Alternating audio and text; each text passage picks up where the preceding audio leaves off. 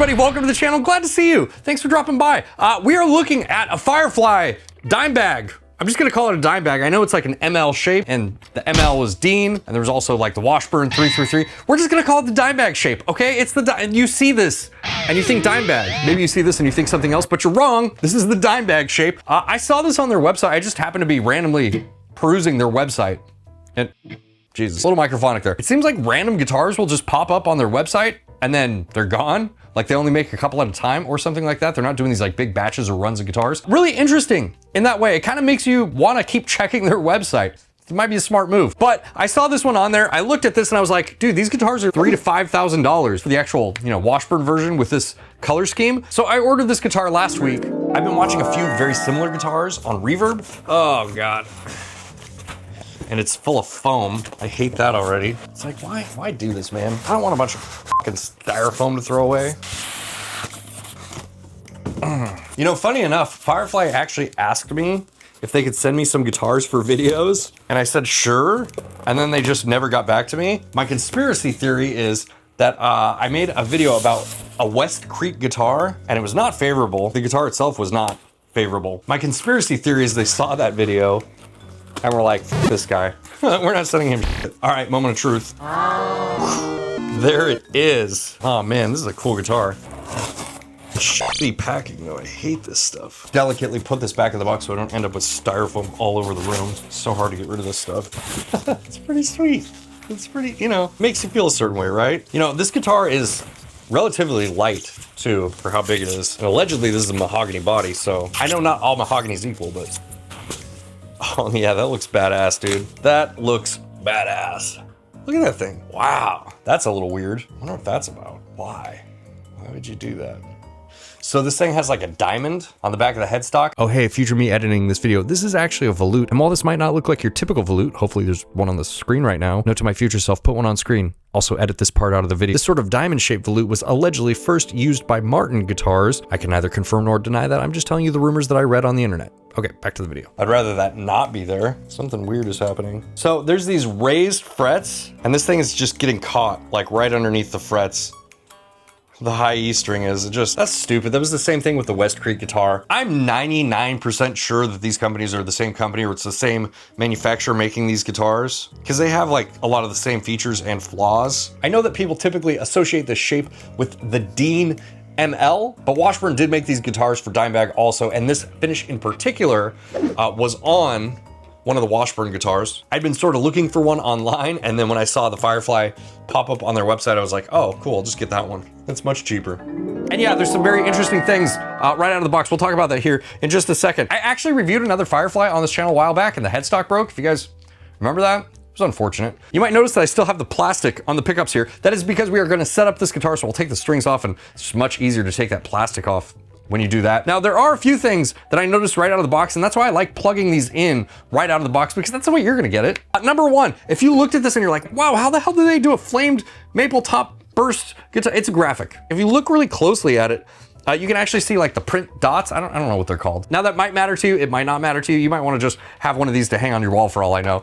In that case, then more power to you. The jack, super loose here. The trem arm, this thing is just barely hanging on here. I mean, this might actually fall off during the first portion of this video. Other than that, the tuners feel really good. The fretwork is really nice, which is common on these Firefly guitars, but we do have a problem here. If you strum really hard, this string gets caught. I mean, I can get my fingernails under these, so it's just a string grabber of a guitar. The other thing that I noticed right away as soon as I tuned up this guitar and started playing is the neck profile is really thick.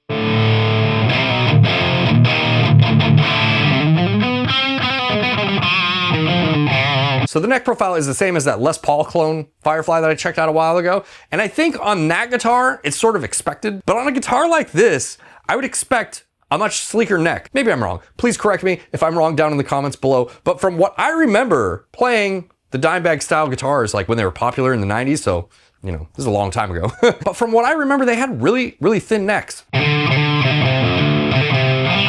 that how you play that? I know there's probably Pantera fans mad in the comments at me right now. I know, I'm a total poser for not knowing any Pantera riffs, but I'm about to admit something way more poser than that to you. not even really a big Pantera fan.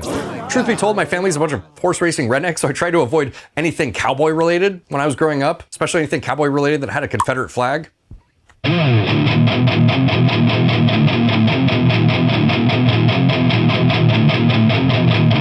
Now, a cheap Dimebag guitar with cool lightning bolts on it sounds good on paper.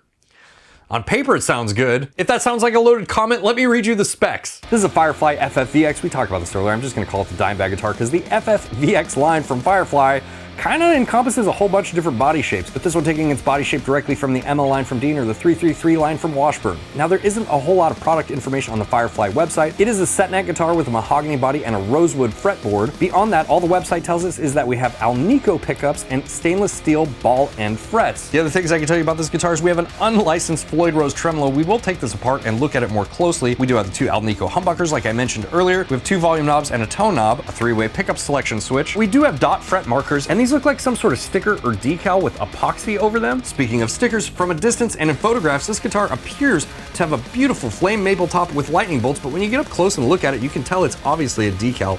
You can see little dots from the print marks when you look at it really close, and it just has this sort of flat printed look to it. And I'm not trying to make fun of this here. Maybe you would expect this on a budget guitar, but there are gonna be people that look at this and think it's an actual flame maple top just from the website, especially since it's not listed in the description. I just feel obligated to point that out. The other thing that I wanna mention here real quick is we do have the same tuners from the other Firefly special guitar that I checked out previously. And like I mentioned in that video, these tuners are very, very smooth and fluid feeling. And if you're like me, you might appreciate that.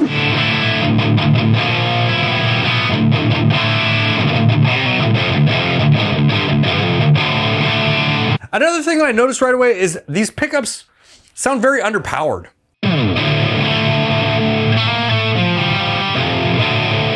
And if you're one of those people in the comments like, oh, plastic makes no difference. I've tested it out. But we'll check the pickup height when we set it up too. Now, I'm running this Firefly FFV, we're just gonna call it the dime guitar. I'm running this Firefly dime guitar through this Crankenstein because it has Dimebag's face on it. It would feel really weird to me if I ran this through anything else knowing that I have an amplifier with Dimebag's face on it in this room. But for those of you that are picky enough to insist that I run this through the cheapest possible thing, I will run this through a free plugin later on in the video, so don't worry about it. It's gonna be fine. We'll do it, okay? I'm running through this Crankenstein that is being boosted by the Ritual, which is like a modified rat type pedal from my buddy Daniel over at Leashed Larum Audio. We have a Puppet Master EQ from Master Effects running through the loop of this amplifier. We have the Leashed Larum key and gate in front, keeping all of the noise at bay, so when I'm talking to you, you're not just listening to me through insane amounts of static. And yeah, that's it. I'm going through this Marshall 1968 cabinet, mic'd up with a Voodoo Ribbon 1 microphone. Let's engage the pedal so you can hear it.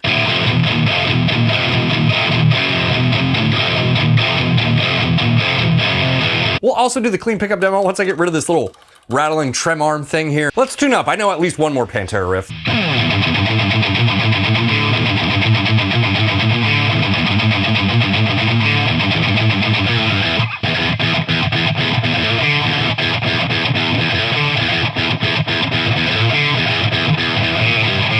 All right, it's Tuesday morning. I'm gonna take this Firefly over to the office today, show Simon, get his, I'm assuming, very thrilled response. We'll see how it goes.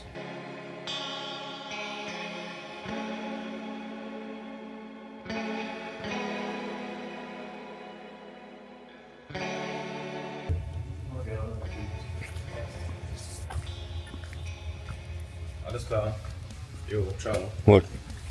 Is this like a cheapo dime bolt or? Oh, cheapo dime bolt, yeah. Yeah. A Firefly dime bolt. Like maple. Oh, this is fake. Photo finish. The photo finish, Yeah, 100%, yeah. It's very light. Yeah. It's so. The other one was light too. Mm-hmm. It's a fat neck Ford. Fat neck, yeah. It's like super fatiguing to play a little bit. I have never played an original dime. I know, me either, so I don't have a frame of reference at all. It's one of the guitars of all time for sure. One of the guitars of all time. Yeah.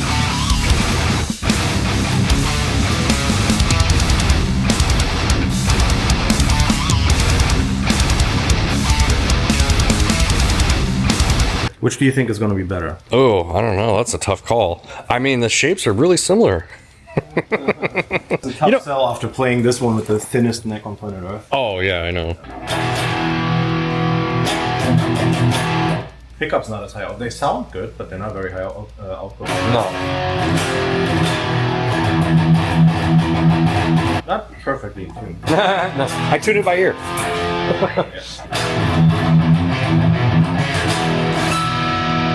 Oh, it got stuck. Ah! See, okay, it doesn't happen to just me. That's a problem. That is a problem. Yeah. Also, I instantly agree with the neck profile being fatiguing. It's it's weird. It's like too... Is it too V-shaped maybe or something? Yeah. It makes your hand do this while you're playing, instead of like being flat. The sound of the pickups, but they need more output for sure. And we're already, like, we're boosting here. Right. I could introduce some gain. Let's see what happens. The clarity is pretty good. Yeah. Yeah, not bad. Little Microphonic. Yeah. You know, fretwork doesn't look so bad. Nice rounded fret ends actually. Yeah. But yeah, this needs a thinner neck. It's a very cool, like, sort of Wall hanger. Yeah. Yeah, it is. I will say the entire guitar has a bit of an unlicensed feel to me. Right? Yeah, they're definitely not paying any royalties to the Dimebag estate. No. Honestly, for the price, like, it doesn't feel junky, but, like, you know, I think you would have to put a lot of stuff into it to make it cool. But I think you know, I think it's possible. I think it's possible to make it. It's possible if you can get around the neck profile. Yeah, that's the biggest hang up for me. Is like I couldn't either. No, this makes my hands cramp actually. Yeah, same. Yeah, same. especially if I'm trying to just play a little bit faster, I'm getting crampy immediately. Yeah, not all the same. All right, so I'm gonna take this thing home and set it up, and then we'll see if it's not gonna help the hand cramping. No, unfortunately. But okay, I have this guitar getting ready to set up. There's a couple interesting things that I want to point out before I get set up, and then we'll kind of explore these as I go through the process. The first thing is, you've probably noticed by now, but this has a string retainer on the headstock. The idea of this is to change the angle of the string, so that way when you lock down the locking nut, it doesn't pinch here and then potentially like make the string go sharp because it's pushing down on this top piece that is not flush with the nut. You know, we still have this fret here that catches this string as well. I don't know that I'm gonna be able to do much about that. I don't have a fret setter. I was thinking about getting out a little mallet and seeing if I could smack it into place. I'm not super confident in doing that, and I don't wanna miss and, you know, destroy the pickup or, you know, smash this neck right here or something. So I think I'm just gonna leave that as is. I mean, it's not ideal, but it's not that bad.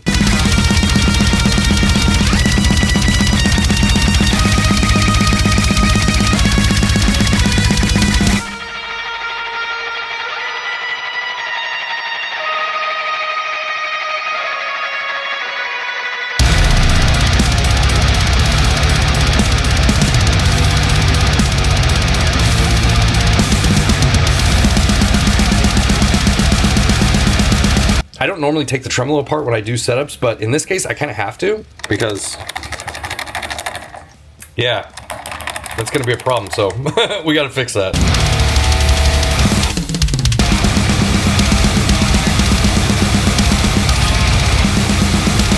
All right, so I have the tremolo off. One thing I wanted to point out here, before you go flipping your guitar upside down or, you know, trying to remove the tremolo, just put a little piece of masking tape over it so that way you don't end up losing these little string holder things that go in the saddles, because I don't know about you and where you're changing your strings, but if I dropped one of these out here in my garage, I'd probably never find it again, and that would suck. That would really delay the progress of making this video. But before I put this tremolo back on, I just wanted to show you a couple things here. So to me, this looks pretty comparable to a Floyd Rose Special. Now with the Floyd Rose Specials, you don't have a hardened steel plate, you don't have hardened steel anything, really. They do allegedly harden it right here on these edges where it makes contact with these posts, but, you know, I've had those things flatten out before, so I don't know how much of that's actually true, but you know, that's what they say they do. Anyways, you can see this block. This looks like the same zinc alloy block that they use on the Floyd Rose Special. And then to tighten up this little barrel that the trem arm goes into, you just use an Allen wrench right here and tighten it up. You know, it's a really easy fix. Probably just came loose in shipping. So yeah, that's pretty much it. I'm gonna put this thing back in now.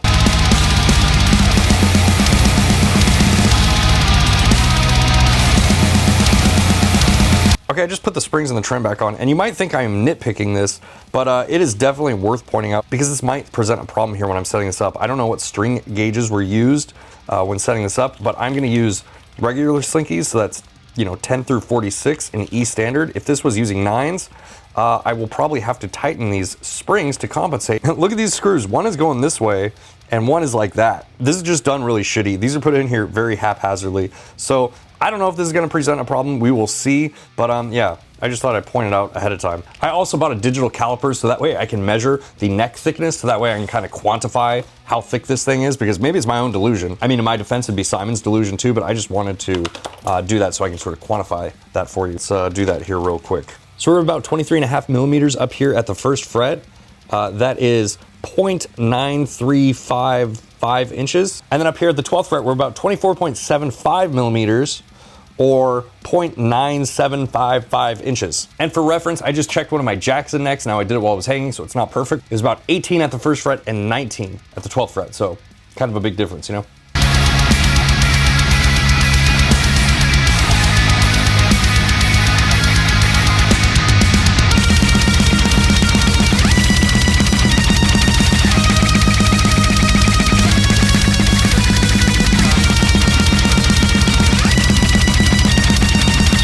Okay, I got the strings on. It was a little bit more challenging than normal. I don't really know why, but it took me, you know, a little bit of extra effort to get these strings on for some reason. In previous videos, I've talked about using a 9-volt battery down here because it actually fits perfectly underneath your tremolo. And then I had a viewer point out that, like, hey, if you squish that 9-volt battery enough, it will start leaking, and no one wants battery acid all over their guitar, right? So I just used a piece of cardboard, and I just wanted to show you that, like, you know, you can use whatever to prop this thing up. Piece of cardboard is probably a good one because it won't scratch your guitar or anything. But yeah, I just folded up a little piece of cardboard and put it in there. So there you go. I'm learning things from you guys all the time, and yeah, the more you know, right? Okay.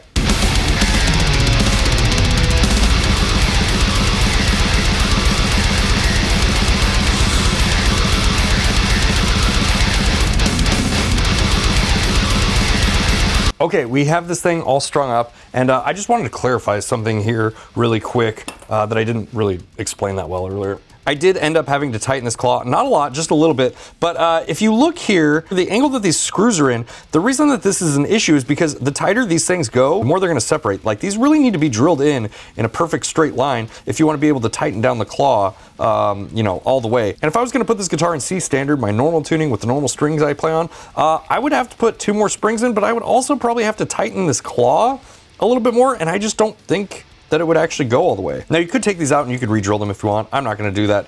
It is fixable. I don't know. This could just be better. You know what I mean? But other than that, the setup was pretty good when I received the guitar, so I didn't really have to adjust, you know, string height. I didn't have to adjust the neck tension or anything like that. It all looks pretty straight. The string height looks good. I might have to adjust the pickup height here in a second. I'm actually just gonna plug it into my audio interface and check it really quick before I plug it back into the rig, but yeah.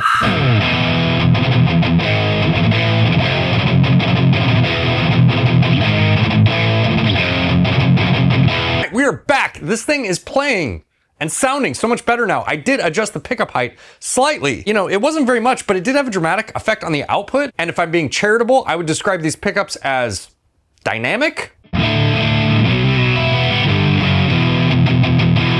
Speaking of pickups, let's go to the clean channel. I have to go to the back of this amplifier because the clean button's on the back. Here's the bridge.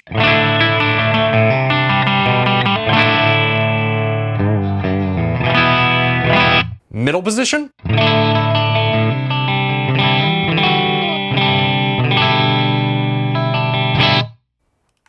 And the neck.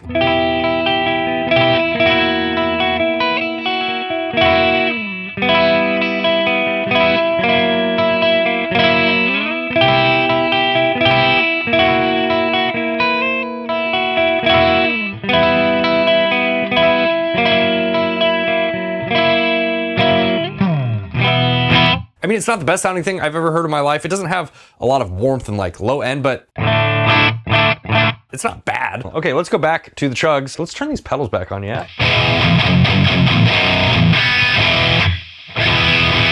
Let's talk about this tremolo and specifically the tremolo arm here. I had to twist this down so tight, and the tremolo arm is still fairly loose, so just FYI on that. You know, maybe like a better bushing or something. I don't know if I can get this thing off now. It's way on there, but let's listen to it.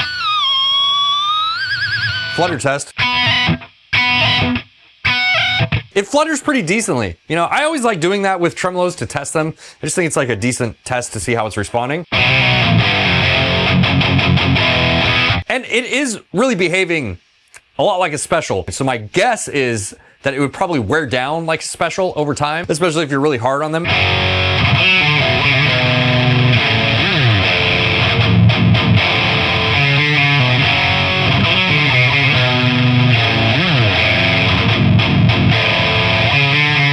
let's put a strap on this guy too and just test the neck dive. All right, yeah, not really any neck dive. Again, a lot of that being negated by the fact that I have a much larger strap too. Oh, hey, I'm just editing this video and realized that I forgot to plug it into a free plugin, and I don't want anyone mad at me in the comments for not doing that. So let's do this real quick. I'm using the Amped Roots, not for any particular reason other than I think it's the best free plugin for distorted guitars. So here's what it sounds like.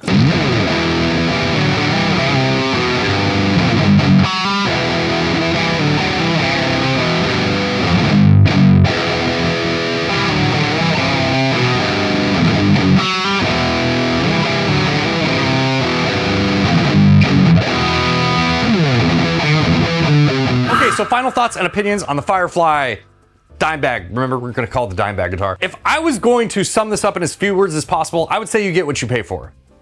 Basically. Now you could argue, and many do online, that, you know, this is an incredible value for a guitar like this. I feel like mostly because the stainless steel ball and frets thing is like sort of a thing you find on higher end guitars. While that's true, you're also dealing with an unlicensed Floyd Rose tremolo, so, you know, who knows on that one. I'm just guessing it'll probably wear down like a special. It feels like a special, but could be better, could be worse. I have no idea. The electronics are less than desirable. When it showed up to me directly from Firefly, it did have some, you know, kind of glaring, obvious issues. The string, I haven't actually got this caught down here yet, but it does, if I just pull it slightly, it does get caught under there. You know, that could be fixed, but it's like, I guess I have a question for you guys. What is the cost point where you don't expect to have problems like this? You know, is there one? I'm fine with raised frets that catch strings and pickups that, despite being turned all the way down, you can still hear and, you know, sound a little bit hollow and are slightly microphonic. Claws that are drilled in with wonky screw angles. I mean, I honestly think that answer is super subjective to each individual person. I just try to present these things to you in a transparent way so that way you know what to expect going in, right? But I think for a $300 guitar, I'm not mad at it. I did actually check with one of my friends who knows way more about the dime guitars than I do, Jamie Slays, you guys probably know him. And he said the necks were relatively thin, which matches my memory of them, but you know, it's not the worst thing ever. It's not unplayable, I guess I would get at. It's just a little chunkier than usual. Yeah, that's how I feel about that. Now, will I be keeping this guitar? Probably not. However, if I was gonna keep this guitar, the first thing I would replace right away is the pickups. I think the pickups are the weakest link in this guitar chain. Each one of you is gonna feel differently about this, and I just want you to know that like your opinion's okay. I'm not gonna judge you, and no one should judge you for this. You know, your opinion is your own on this. But I feel like personally ripping off such a specific iconic guitar from someone who's beloved in the guitar community is just like a little tasteless. You know, it's not for me personally, but if you are a big Dimebag fan and you really want one of these guitars, and obviously the discontinued Washburn versions of this guitar are very, very expensive, I wouldn't be mad at you. I wouldn't judge you if you bought one of these guitars. But yeah, I think you can do much worse for the money. I've actually done much worse for the money with this channel with like bigger brand names. So, you know, take that for what it's worth. All right, hopefully you guys enjoyed this video. If you did, make sure to let YouTube know by hitting the like button. If you like what I do here on this channel, consider subscribing or being super OP and joining these beautiful people over here on Patreon, and I will see you in the next video. Bye.